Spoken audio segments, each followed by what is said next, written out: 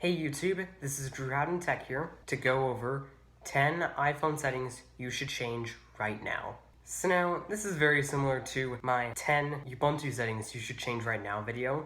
I'll link that up in the card. But anyway, with any operating system, there are a lot of default settings that actually do more harm than good that you actually should change. And I'm gonna go over those. But anyway, without further ado, let's get right into it.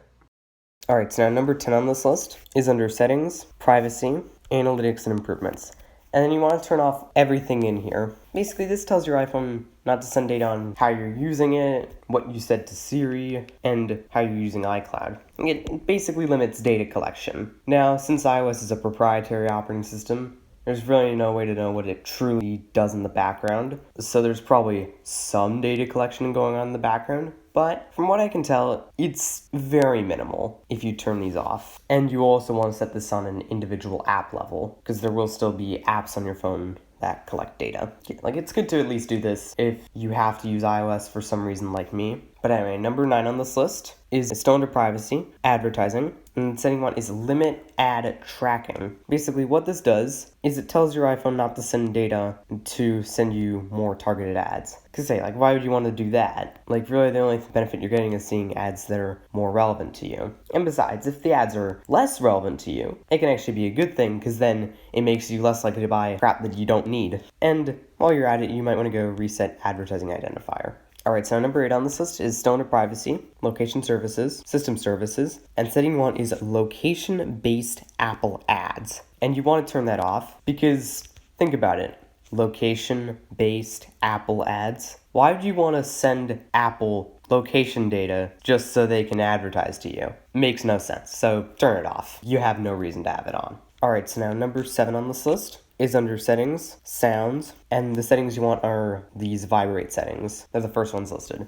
And you want to turn on Vibrate on Ring and turn off Vibrate on Silent. Because if you're in a really loud place, then you can't hear your phone ringing, but you can still feel it vibrating in your pocket. And you'd also want to turn off Vibrate on Silent, because if you're in a meeting, you don't exactly want your phone vibrating even though you put it on silent, because 1, it's distracting, and 2, if people hear it, it can come off as disrespectful. So just play it safe and turn that off. However, if you have really important business calls that you just cannot miss, then turn both settings on. Again, it's really just a use case thing. Alright, so now number 6 on this list is under Settings, Notifications. And I go through this and turn off any apps that don't need to be sending you notifications.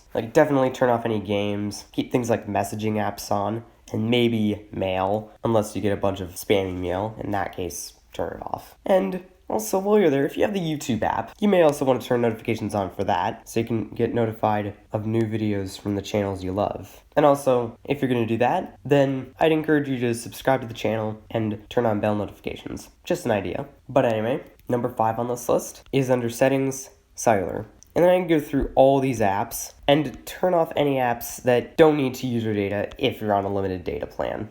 Keep things like your web browser on, but turn off the games, because those will eat up a lot of data. However, if you're on an unlimited data plan, by all means, leave all of them on. And also, while you're at it, you also want to scroll down and turn off Wi-Fi Assist. Basically, what Wi-Fi Assist does is if your Wi-Fi connection is bad, it'll send whatever it can through the Wi-Fi connection and the rest through your data. So you can have a faster internet connection even on a slow Wi-Fi connection. Now, this can be bad if you're on a limited data plan, because then you could be chewing through all your data without even realizing it. So if you're on a limited data plan, just turn it off. However, if you're on an unlimited data plan, by all means, leave it on. Alright, number 4 on this list is under Settings, Phone, and setting 1 is Silence Unknown Callers. Basically, what this does is if the caller either doesn't have a caller ID or is a number that's not in your contacts, it'll basically just automatically send them to voicemail without even ringing. This has obvious benefits because spam calls that you don't want just get sent to voicemail and you never hear them ring, so then you don't get bombarded as much with unnecessary phone calls. However, if you get important business calls, by all means, leave the setting off. Again, it's really just a use case thing. Alright, so now number 3 on this list is under Settings. For me, it's Touch ID and Passcode. However, if you have one of the newer iPhone models, it'll be Face ID and Passcode. If you have an old iPhone, it'll be just Passcode. But I'm going to go there. And then you're going to want to scroll down to Allow Access when locked. And then basically turn off everything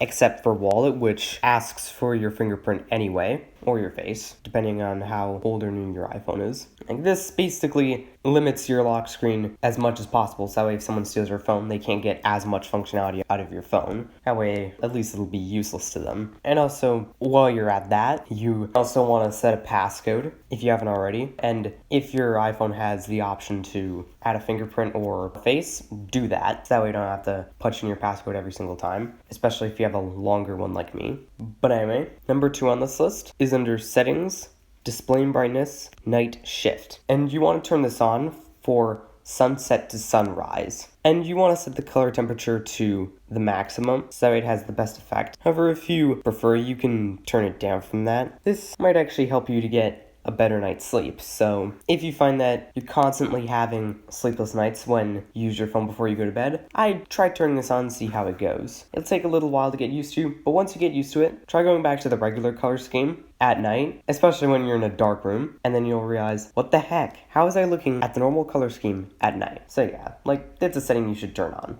Alright, so number 1 on this list is still under display brightness, auto lock. And you want to set this to like the bare minimum time. So that way, in case you forget to lock your phone, it'll lock after 30 seconds. Or if you're on an iPad, the minimum you can set it to is 2 minutes. But if you find it annoying to constantly have to keep tapping on your phone screen just to have it not lock on you, like for example, if you're reading something on it, then by all means you can bump it up to 1 minute or even 2 minutes. But 2 minutes is as far as I go. And then whether you set it to 30 seconds, 1 minute, 2 minutes, it's really just a preference. And on an iPad, I believe you're forced to set it to 2 minutes. And that is my list of 10 iPhone settings you should change right now. So thanks for watching. If you liked this video, found it was helpful, hit the like button, share this video with your friends, subscribe to the channel, and leave a comment.